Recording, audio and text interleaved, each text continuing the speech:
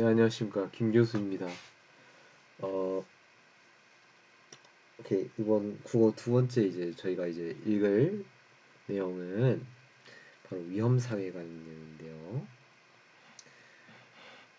한번 읽어보도록 할게요. 자, 위험사회.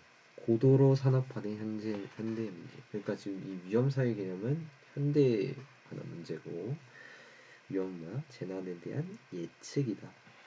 그러므로 위험은 현실에는 존재하지 않는 거예요. 그러니까 지금 주관적으로 인식될 수 있지만은 객관적으로 확인할 수 있는 것은 아니다.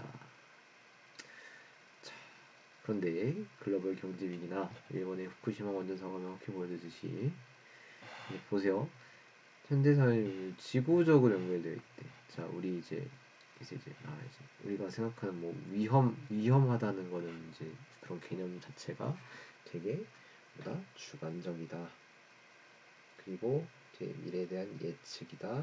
그리고 범지구적이다. 이거를 이제 가져가셔야 된다는 거예요. 좋아요. 자, 지구적 위험은 뭐 한정할 수 없는 공간과 시간, 또 계산될 수 없는 위협의 파급 결과, 또 복구와 보상이 안 된다. 그래서 이런 불확실성, 위험 예측 불가 존재하지 않는다. 불확실성. 자, 이런 얘기를 하고 있다. 그래서 보세요. 이 위험 사회는 되게 어떻게 보면 혁명적이라는 표현을 썼어. 그러니까 잘 보세요. 지금 어쨌거나 되게 이 위험 자체가 되게 어떻게 보면은 뭔 일이 터질지 모른다는 그 압박감이라는 게 있잖아. 그래서 어떻게 된 거야? 지구력 차원의 문제가 중요하대요. 범지구력이라는 표현을 썼으니까. 그래서 새로운 정치적 담론. 자, 근데 보세요. 지금 우리 위험 사회는 현대 사회지, 현대 사회.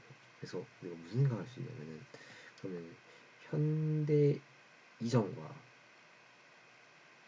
현대에 대한 어떤 비교 분석이 분명히 있을 거라는 거를 우리가 이제 읽어낼 수 있어야 돼요.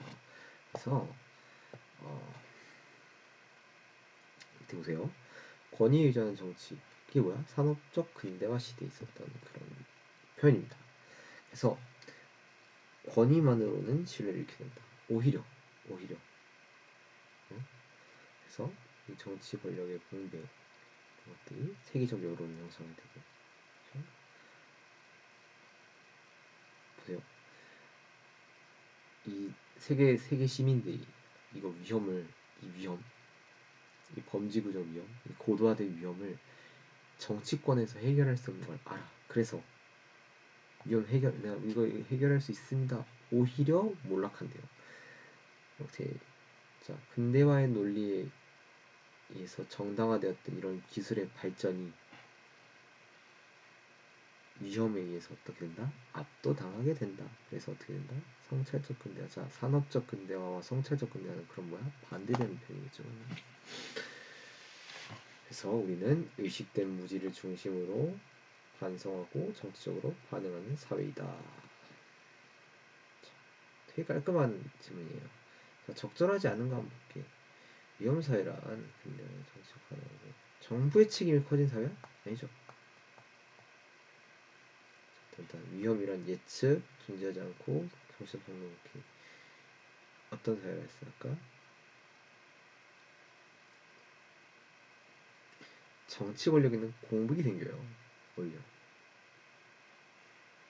정치 권력에 공백이 생기고 새로운 정치 담론, 특히 범지구적인 이게 나와줘야겠죠. 오케이. 땡 건설로 일자리가 5만 개 창출될 것으로 예상합니다. 우리에게 필요한 것은 좋은 일자리나 그러나 환경이 오염될 것이 분명합니다. 자, 보세요. 댐 건설로 인한 환경 오염에 대한 토론이 있어요. 자, 댐 건설은 이제 근대화 시절 때는 그러니까 어떤 식으로 정당화했어? 경제 발전의 논리로 정당화가 됐어요. 그런데 현대사회에서의 이 고도화된 위험, 특히 우리 지역만 위험과 한정이 되는 게 아니라 주변 지역까지, 주변 나라까지 위험에 처하게 된다라는 거예요. 그래서 적절하지 않은 것은, 자, 4번 보세요. 성찰적 근대화가 아니라 어떤 산업화 시대에 되게 고전적인 근대화의 논리에 지금 입각해서 얘기를 하고 있다라고 이제 보시면 되는 거고. 3번 보겠습니다. 기억에만 볼게요. 기억 어디 있어? 20대 문제인데,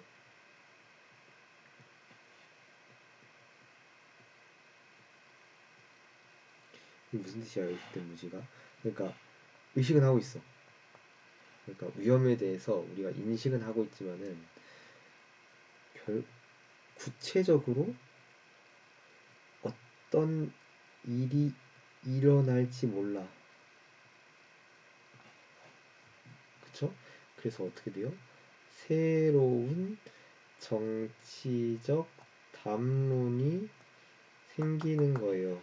그쵸? 2번이 되겠네요. 자, 다시 이거 문제 푸는 것보다 이 위험사회 기념, 그 다음에 이제 우리 독서를 할 때에 이제 현대 시대, 현대 사회의 변화로 인해서 새롭게 등장한 담론이 있으면은 변화 이전에는 어떤 담론이 지배적이었는지를 파악하면서 독서를 하시는 것이 중요하다. 문제 푸는 거는 저는 우리 강의는 사실 중요하게 생각하지 않고, 결과적으로 뭐냐, 이 산업혁명 이후의 근대화 사회, 그리고 현대의 이 고도 산업화된 사회의 차이를 이제 잘 파악을 하셔서 용어 헷갈리지 않게 잘 이해하시는 그런 독서를 하시길 바라면서 마무리하겠습니다. 감사합니다.